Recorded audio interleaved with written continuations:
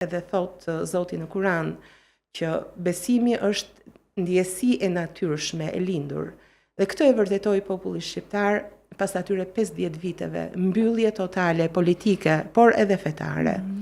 Në Shkodër, ishte Shkodra ajo që e rihapi fen për herë të parë në xhamin e Plumbit, po Shkodra. Dhe 2 javë më pas Tirana mori flamurin.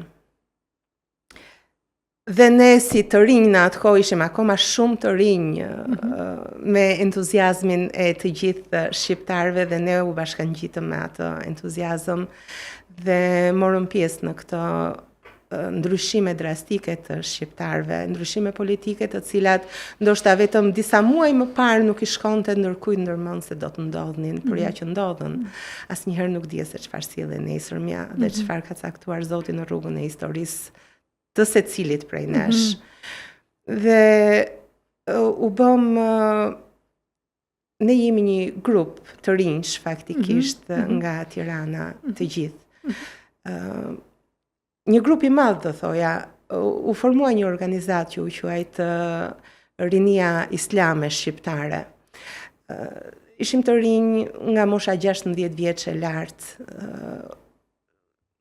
U bëm shoqe dhe shok, u takuam për herë të parë në xhami, nuk ishim takuar ndonjëherë.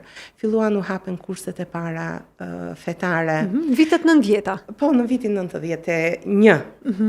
Në fillim të vitit 91. U hapën kurset e para fetare.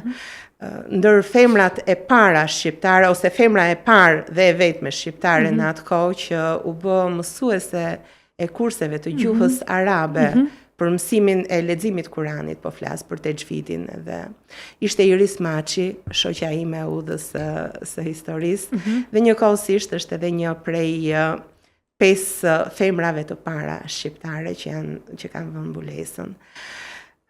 Pastaj Mandej, okay, vazhdo. Urdhro, jo. Desha të di ku e kishte mësuar Irisi këtë, do të thotë për shkak se në ato vite për mua po duket për Shqipëri, duke e mendu Kosovën, po më duket pak e pamundur të jetë dikush që din Texhvid, din Kur'an dhe ta di gjuhën arabe. Irisi në atë kohë ishte studente e vitit të parë të matematikës në Universitetin e Tiranës. Por që në moshë të vogël, që në moshën 9 vjeç, ishte qasur arabishtes dhe e ka mësuar me burrin e tezës së saj, I cili më vonë u bë edhe zëvendës kryetari I komunitetit musliman dhe mufti I Tiranës, Selim Stafa, Indieri Selim Stafa. Ka patur prirje për gjuhë dhe I janë vënë përpara disa alternativa, të mësoj gjermanisht ose arabisht. Si fëmijë I ka dëgjuar të dyja dhe e ka tërhequr arabishtja dhe e ka mësuar gjuhën arabe.